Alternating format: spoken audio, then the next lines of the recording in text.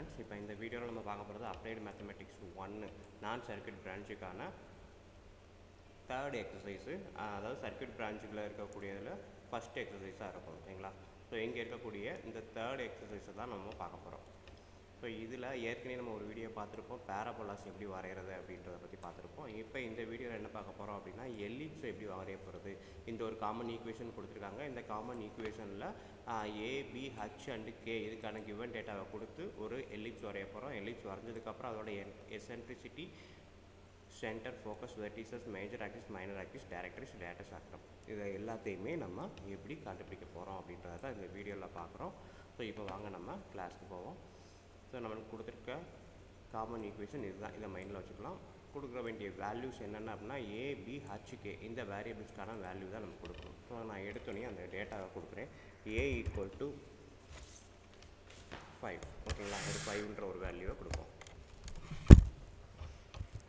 கொடுத்துட்டு என்டர் எடுக்கிறோம். அதே மாதிரி அடுத்தது P equal to 3, H equal to 5 கொடுப்போம். மறுபடியும் கே ஈக்குவல் டு ஒரு 8 வேணால் கொடுப்போம். ஓகேங்களா?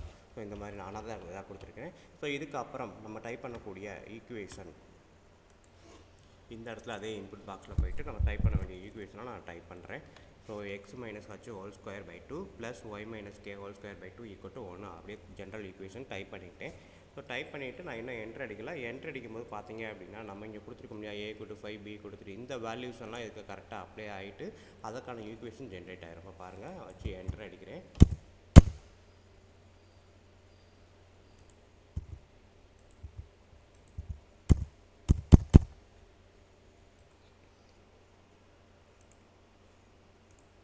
இந்த ஈக்குவேஷனை போய்ட்டு நான் மறுபடியும் ஃபஸ்ட்டில் டைப் பண்ணுறேன்.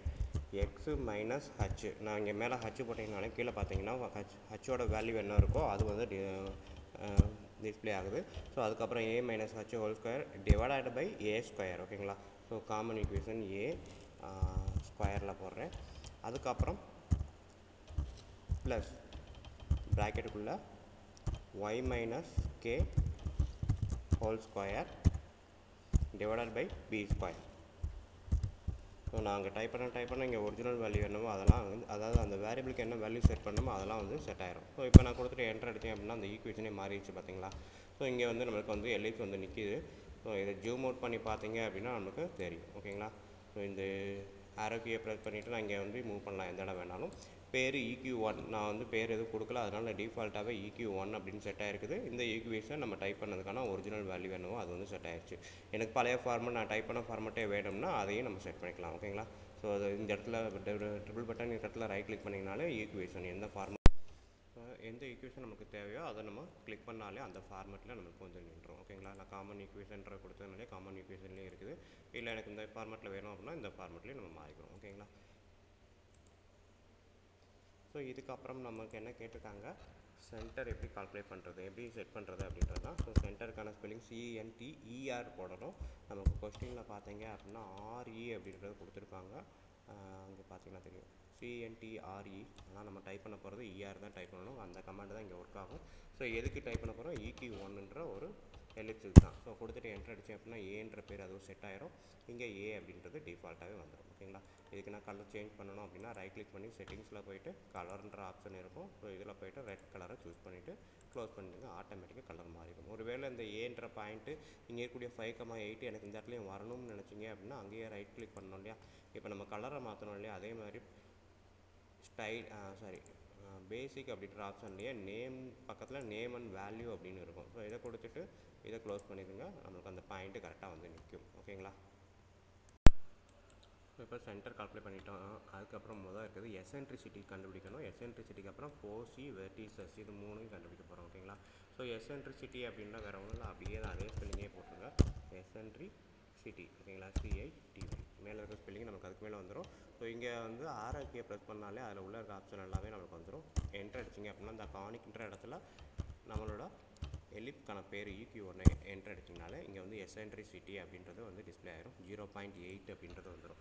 நெக்ஸ்ட்டு வெர்டெக்ஸ் அப்படின்றது. ஸோ இதில் வந்து வெர்டிசஸ் அப்படின்னு வெர்டிசஸ் தான் சொல்லுவோம். ஏன்னா வந்து 4 இடத்துல இருக்கும்.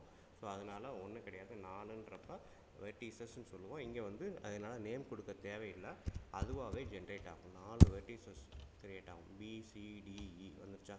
ஸோ பிசிடிஇ அப்படின்ற 4 வெர்டிசஸ் கிரியேட் ஆகிரும். ஸோ இதுக்கப்புறம் ஃபோக்கஸ் பாயிண்ட் க்ரியேட் பண்ணணும். ஸோ 4C அதுவுமே மோர் தேன் 1 தான். அதனால் இங்கே ஃபோக்கஸ் நம்ம கமாண்டு ஃபோக்கஸ் தான், பட் வந்து கொஸ்டினில் 4Cன்னு கொடுத்துருப்பாங்க. ஸோ EQ1ன்னு கொடுத்து என்டர் எடுத்தீங்க அப்படின்னா FG 2 ஃபோக்கஸ் பாயிண்ட்டு க்ரியேட் ஆகிரும். ஓகேங்களா? ஸோ இப்போ இதுக்கு அடுத்து நம்ம டேரக்ட்ரிஸ் க்ரியேட் பண்ண போகிறோம்.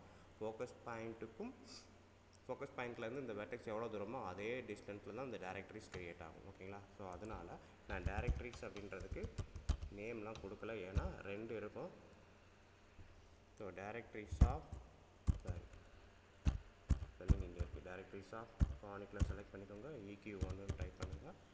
கொடுத்தீங்க அப்படின்னா 2 டேரக்ட்ரிஸ் FG. ஓகேங்களா? 2 டேரக்ட்ரிஸ் ஆட்டோமேட்டிக்காக க்ரியேட் ஆகிடும். ஒருவேளை நம்மளுக்கு இதில் நேம் கலர் சேஞ்ச் பண்ணணும் அப்படின்னு நினச்சிங்கன்னா அந்த டேரக்ட்ரிஸில் போய்ட்டு ரைட் கிளிக் பண்ணிக்கோங்க. ரைட் கிளிக் பண்ணிவிட்டு செட்டிங்ஸில் எனக்கு கலரில் போய்ட்டு நான் ஒரு பர்பிள் கலர் செட் பண்ணுறேன். ஓகேங்களா? ஓகே.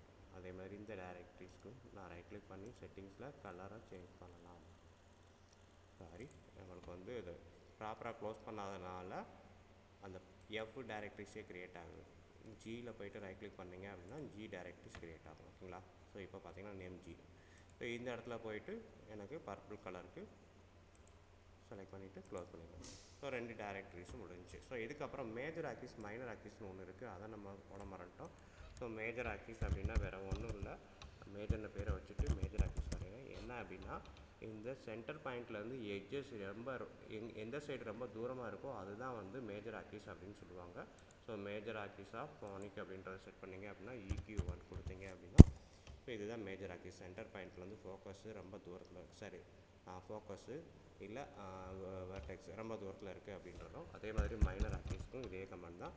மைனர்ன்ற பேரை வச்சுட்டு மைனர் ஆக்சிஸ் ஆஃப் EQ1 நான் டைப் பண்ணுறேன். ஸோ கொடுத்தேன் அப்படின்னா மைனர் ஆக்சிஸும் க்ரியேட் ஆகிடும். மேஜர் ஆக்சிஸ் மைனர் ஆக்சிஸ் ரெண்டுமே க்ரியேட் ஆகிடும். ஸோ இதுக்கடுத்து நம்ம கொடுத்துருக்கிறது லேட்டஸ்ட் ரெக்டம் மட்டும்தான் கொடுத்துருக்காங்க, இது மட்டும் தான் கண்டுபிடிக்கணும். ஸோ லேட்டஸ்ட் ரெக்டம் அப்படின்றதுக்கு நமக்கு 2 வரைய போகிறோம். ஏன்னா இந்த வெர்டெக்ஸுக்கு சாரி இந்த டேரக்ட்ரிக்ஸ்க்கு பேரலாக ஒரு லேட்டஸ்ட் ரெக்டம் வரும், இந்த டேரக்ட்ரிக்ஸ்க்கு பேரலாக ஒரு லேட்டஸ்ட் ரெக்டம் வரும். ஸோ அதனால் அதுக்கு பேர் வந்து நான் லேட்டஸ்ட் மட்டும் வச்சுருக்கேன். கமாண்ட் வந்து என்ன பார்த்தீங்க அப்படின்னா லைன் கமாண்ட் தான் யூஸ் பண்ணுவோம். லைன் ஆஃப் எந்த பாயிண்ட்டு இந்த ஃபோக்கஸ் பாயிண்ட்டு சரிங்களா, Fன்ற ஃபோக்கஸ் Gன்ற ஃபோக்கஸ் இது வழியாக தான் 2 லேட்டஸ்ட் ரெக்டம் வரைய போகிறோம். ஸோ அப்போ பாயிண்ட்டு F கேபிட்டல் F அப்படியே கொடுங்க.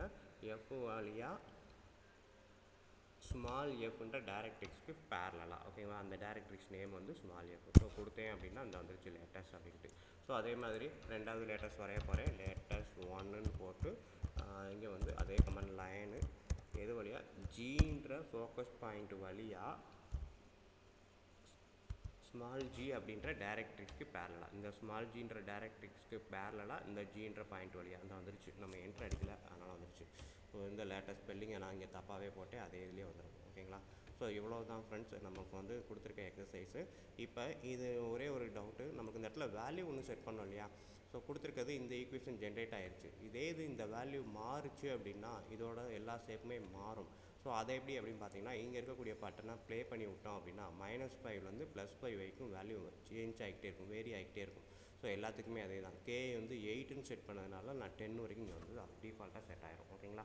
ஸோ இந்த மாதிரி ஒவ்வொரு வேல்யூவும் இது சேஞ்ச் ஆக இதோட ஃபோக்கஸ் பாயிண்ட்லேருந்து வெர்டெக்ஸ்லேருந்து எல்லாமே சேஞ்ச் ஆகும். ஸோ அதை ப்ளே பண்ணி பார்த்துருவோம். பாருங்கள், ஸோ எல்லாத்துலேயும் நான் ப்ளே கொடுக்குறேன். ஸோ எல்லாமே அனிமேஷன்லாம் மாறுது, பார்த்தீங்கனாலே உங்களுக்கே தெரியும். ஓகேங்களா?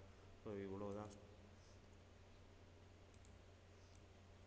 ஸோ மூவ் கிராஃபிக்ஸ் யூஸ் பண்ணி நான் சென்டரில் கொண்டு போய் வைக்கிறேன். ஸோ இது வந்து பார்த்தீங்க அப்படின்னா அது வாட்டுக்கு இந்த பாயிண்ட்ஸ் எல்லாம் வேரியாக எல்லாமே அப்படியே கீழே வரைக்கும் போயிடுச்சு, மறுபடியும் மேலே வரும்.